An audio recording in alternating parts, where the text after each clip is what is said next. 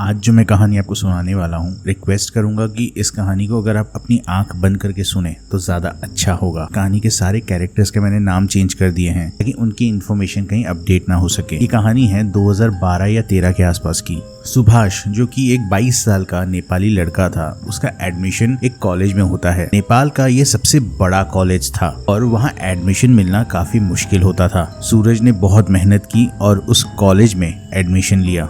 ये हॉस्पिटल सुभाष के घर से काफी दूर था, तो उसको पहले बस लेना था, उसके बाद उतर के स्टेशन जाके एक ट्रेन पकड़ना था, पकड़ के फिर एक ऑटो लेके उसके बाद जाके हॉस्पिटल जा पाता। तो सुभाष ने सुबह उठा, अपना रेडी हुआ और बस पकड़ा, ट्रेन पकड़ा और ऑटो में बैठा था। जब ऑटो में बैठा तो सब कुछ नॉर्मल चल रहा था। ऑटो वाले ने पूछा कहाँ जा रहे हो, तो उसने बोला कि मैं ये हॉस्पिटल में जा रहा हूँ। जब ऑटो वाला वो सुना तो बोला अच्छा ठीक है, बहुत अच्छा है, बहुत बढ़िया हॉस्पिटल है, और चुप हो गया। सुभाष को थोड़ा डाउट हुआ कि अचानक से इसे चुप क्यों हो गया। उसने कुछ पूछा नहीं और जब पैसे देने की बात आई तो सुभाष ने उसको 100 का नोट दिया। उसने बोला कि मेरे पास छुट्टे नहीं है, 80 रुपए होते हैं, आप मेरे को प्लीज छुट्टा दे दीजिए। सुभाष ने बोला आप पूरे रख लो, मेरे को कोई प्रॉब्लम नहीं है, मैं एडजस्ट कर लूंगा। ये जेस्चर देख के ऑटो वाला सुभाष को बोला देखिए आपने मुझे 20 रुपए दिए तो मैं आपको एक छोटी सी इन्फॉर्मेशन देता हूँ। ये आप अगर हॉस्टल में रहते हैं तो इसके नए वाले हॉस्टल में रहिएगा, पुराने वाले हॉस्टल के आसपास मत घूमिएगा। जब उसने ये बोला तो सुभाष ने पूछा क्यों, ऐसा क्यों है? तो उसने बोला कि मैं आगे इन्फॉर्मेशन नहीं दे सकता, बस इतना मैं आपको बता देता हूँ, पुराने हॉस्टल में मत रुकना, जो भी रुकना हो, अगर आपको कभी रुकना भी होगा तो नए वाले हॉस्टल में ही रुकना, ये मैं आपको एक टिप देता हूँ, अच्छा हॉस्टल है नया वाला। उसने ऐसे बोल के चले गया। सुभाष को लगा कि इनका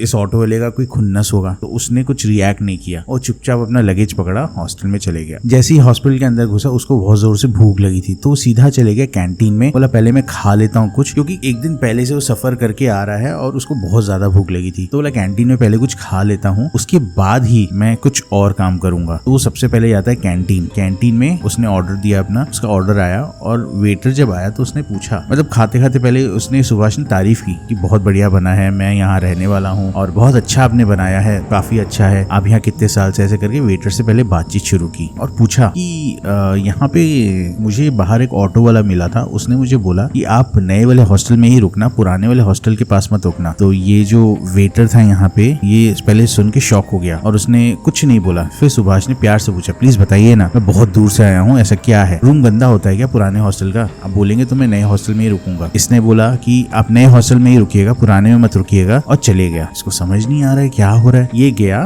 जैसे सबने बोला था, इसने नए हॉस्टल में अपना रूम लिया, बुक कर लिया और वहीं पे ही रहने लगा। इसके वहाँ पे काफी सारे दोस्त भी बन जाते हैं। फिर ऐसे ही कुछ दिन वो ऐसे ही मतलब वही कैंटीन में आते थे, खाते थे, पर अब डिस्कशन कहीं कभी नहीं होता था कि नए हॉस्टल पुराना हॉस्टल, क्योंकि ऑलरेडी नए हॉस्टल में रहने लग गया था। अब एक दिन क्या हुआ, सुभाष और उसके 2-3 दोस्त थे, अर्जुन, रोशनी और प्रिया, ये तीनों वहीं कैंटीन में बैठ के खा रहे थे। तो सुभाष वहीं पे खा रहा था और वही वेटर आया जिससे पहले सुभाष ने पूछा था। तो सुभाष ने उससे पूछा कि प्लीज आप बताओ ना कि नए वाले और पुराने वाले में क्या फर्क है। अब वो वेटर के साथ सुभाष की बॉन्डिंग बहुत अच्छी बन गई थी, तो उसने बोला देखिए जो आपको मैं बोलने वाला हूँ वो अपने तक ही रखिएगा, आगे मत फैलाइएगा, नहीं तो प्रॉब्लम हो जाएगी मेरे लिए। बोला हाँ कोई दिक्कत नहीं है, मैं कुछ नहीं करूंगा। उस वेटर ने बोला पुराने हॉस्टल के सामने में एक निर्वाणा नाम की बिल्डिंग है, जो कि कहा जाता है एक हॉन्टेड बिल्डिंग है। वहाँ पे एक ब्रिटिश बुढ़ा और उसकी फैमिली रहती थी। उनका जो बेटा था वो इसी हॉस्पिटल में एक डॉक्टर था, पर अचानक से उस बुढ़े की वहाँ मौत हो जाती है। वहाँ पे जो बच्ची थी उसकी मौत हो जाती है और जो डॉक्टर यहाँ काम करता था वो लापता हो गया। उसके बाद से उस बिल्डिंग में अजीब अजीब चीजें होने लगी, जिसकी वजह से उस बिल्डिंग को ब्लॉक कर दिया गया और उसके सामने में जो हॉस्टल है, ओल्ड हॉस्टल, वहाँ पे भी बहुत स्टूडेंट्स के एक्सपीरियंसेस हुए हैं, हॉन्टेड एक्सपीरियंस, जिसकी वजह से वहाँ पे लोग जाने से डरते हैं। इसीलिए आपको सब बोल रहे थे कि आप ओल्ड हॉस्टल में मत रुकना, न्यू हॉस्टल में रुकना, क्योंकि न्यू हॉस्टल वो जगह से काफी दूर है। सुभाष ने चुपचाप सुना लेकिन कोई रिएक्शन नहीं दिया। उसके दोस्तों ने भी सुना, किसी ने कोई रिएक्शन नहीं दिया। बोले ठीक है हम नहीं जाएंगे। लेकिन जैसे ही वो वेटर घूम के गया, सब एक दूसरे को देख के सबके चेहरे पे एक स्माइल आ गई। क्यों? क्योंकि सबको अब उस निर्वाणा बिल्डिंग में जाना था। सबने डिसाइड किया कि पहले वो दोपहर को जाएंगे अपनी क्लास खत्म करने के बाद, क्योंकि अगर भी भूत हुआ तो दोपहर को थोड़ी ना परेशान करेगा तो रात को परेशान करेगा ना, और रात को सब अपने अपने हॉस्टल में रहेंगे। तो सबने डिसाइड किया कि चलो चलते हैं। अब जैसे ही सबने डिसाइड किया, उसमें से 4 दोस्तों ने डिसाइड किया था, सूरज, अर्जुन, रोशनी और सुभाष। इसमें से एक और दोस्त भी आने वाली थी जिसने सबसे पहले ही मना कर दिया, नहीं मैं नहीं आने वाली हूँ। और उसने पहले ही मना कर दिया कि मेरे को डर लगता है सबसे, तुम लोग को जो करना है करो, मैं किसी को बताऊंगी नहीं, लेकिन मैं नहीं आने वाली हूँ। उसका नाम प्रिया था। उसने मना कर दिया कि मैं नहीं आने वाली हूँ। इन्होंने बोला ठीक है, हम तेरे को परेशान तो नहीं करेंगे, तेरी जो मर्जी वो तू कर। तो सबने डिसाइड किया जाएंगे। सब ओल्ड हॉस्टल के सामने चले गए। वहां पे देखे एक बिल्डिंग है, एक गेट लगा हुआ है। पहले उस गेट को उन्होंने कूदा। अंदर घुसते ही उन्होंने देखा कि झाड़ी तो थी, मतलब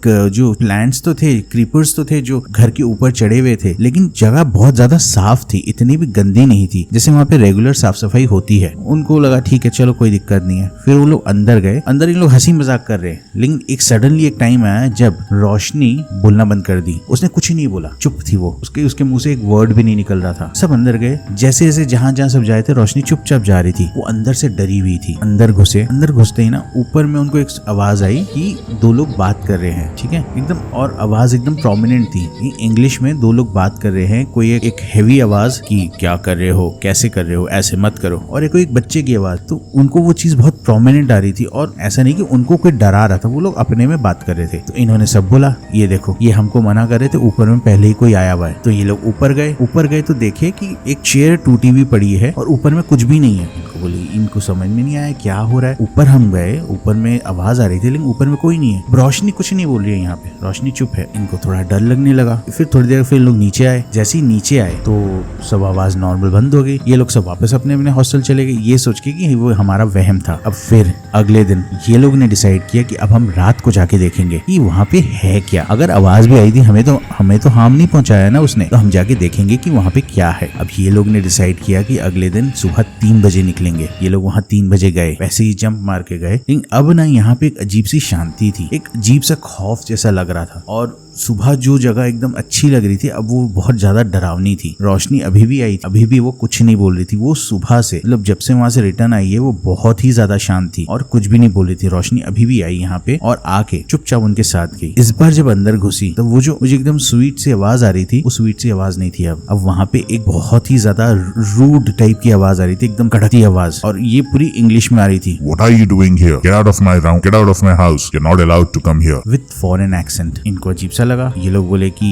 क्या हो क्या रहा है, चलो ऊपर चल के देखते हैं। रोशनी बोली मैं ऊपर नहीं जाऊंगी। इतनी देर में पहली बार वो बोली कि मैं ऊपर नहीं जाऊंगी, मुझे डर लग रहा है। तो बाकी 3 दोस्त, सुभाष और बाकी दोनों दोस्त, वो लोग बोले ठीक है तुम यही रुक, हम ऊपर से जाके आते हैं। वो लोग ऊपर गए, ऊपर में कोई नहीं था। लेकिन सडनली वो जो चेयर वहां पड़ी थी वो जोर से हिलने लगी। इतनी जोर से हिलने लगी कि मतलब जैसे वो चेयर टूट ही जाएगी तुरंत। इनकी तो हालत खराब हो गई। ये सारे के सारे नीचे दौड़े, रोशनी को पकड़े और गेट से कूद के अपने अपने रूम में चले गए। सबके सब कांप रहे थे जैसे कुछ हो गया हो। पर इन्होंने ये सोचा कि चलो ठीक है जो भी हुआ हुआ, अब इस चीज को आगे डिस्कस नहीं करेंगे, हम सब सेफ हैं, सो जाते हैं। अब यहाँ पे सब कुछ नॉर्मल चल रहा था, लेकिन सबके ना सपने सेम आने लगे। सब जितने लोग वहाँ गए थे सबको ना सेम सपना आ रहा था। और वो सपना ये था, एक बुढ़े से अंकल अपने बच्चे के साथ वहाँ पे बात कर रहे हैं और ये जितने भी दोस्त थे सब जाके उसको परेशान किए हैं। और सबको अलग अलग सपना आया। तो सबको ये लग रहा था कि ये मेरा वहम है, शायद मैं डर गया हूँ। सब अपना कैंटीन में से खा रहे हैं। तो उसमें से सुभाष ने बोला यार कल रात को ना मेरे साथ कुछ हुआ। तो सबने उसको देखा क्या हुआ तेरे साथ। तो उसने बोला कि देख मेरे साथ ना ऐसा एक सपना हुआ कि एक बुढ़े से अंकल अपने बच्चे के, अपने ग्रैंडसन के साथ वहाँ पे खेल रहे हैं और हम सब जाके उनको डिस्टर्ब किया और वो बहुत ज्यादा नाराज है। तो जितने लोग वहाँ बैठे थे सबने बोला कि हमारे सबके सपने में ये हुआ है। सबको लास्ट 3 दिन से यही सपना आ रहा है। मतलब एक एक करके बोले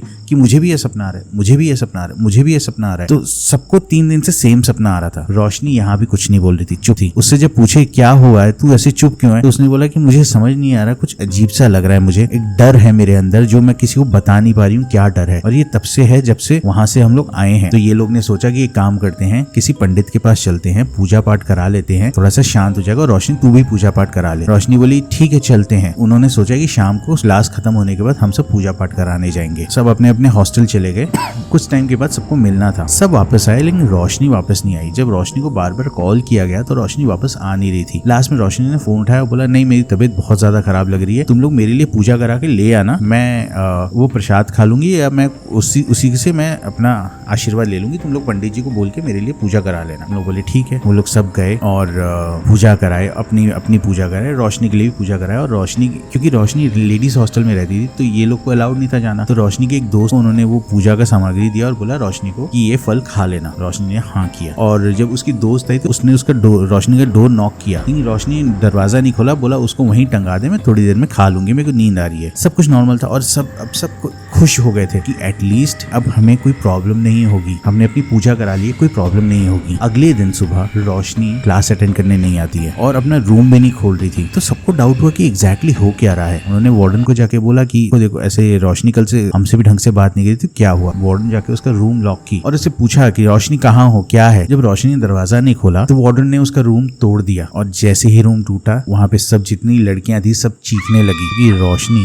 वहाँ मरी भी पाई गई और उसकी बॉडी कुछ ऐसे थी कि वो झूल रही थी लटक के। आप समझ जाओ कैसे। ये देख के जितने भी बच्चे थे उनकी हालत खराब हो गई। अब वो इतने डर गए थे कि वो डायरेक्टली प्रिंसिपल के पास गए और उनको बोल दिया कि देखो ऐसा सा हुआ था, अब हम क्या करें। प्रिंसिपल ने पहले उनको काफी डांटा और उनको ये बोला कि अब तुम्हारी पूजा करानी पड़ेगी किसी तांत्रिक से, क्योंकि तुम नॉर्मल पूजा करा के बच नहीं सकते। हम पागल नहीं है कि वहाँ पे हम उसको लॉक करके रखें, साफ सफाई करके रखते हैं और उसको ऐसे प्रोटेक्ट करके रखते हैं कि कोई वहाँ जाए ना। और तुम महान लोग वहाँ पे चले गए। उसके बाद एक तांत्रिक को बुलाया गया। तांत्रिक ने बोला इन सब के ऊपर में उसका साया है और वो किसी को नहीं छोड़ेगा। तांत्रिक ने पूजा पाठ की और सबको एक ताबीज दी पहनने के लिए। जैसे ही वो लोग ताबीज पहनते थे ना, अपने आप किसी का हाथ चले आता था और वो उस ताबीज को तोड़ देते थे, क्योंकि इतना इन्फ्लुएंस था उस पावर का इनके ऊपर। तो तांत्रिक ने बोला कि इसका एक सॉल्यूशन है। तांत्रिक ने प्रिंसिपल को बोला कि मैं कुछ बना के दे रहा हूँ खाने के लिए, इनको बिना बताए इनके खाने वो मिला के दे देना। किसी भी स्टूडेंट को ये पता नहीं होना चाहिए कि वो क्या खा रहे हैं, जो भी खाने में दूं वो उनको दे देना। प्रिंसिपल ने इस चीज को पर्सनली अटेंड किया और इस चीज को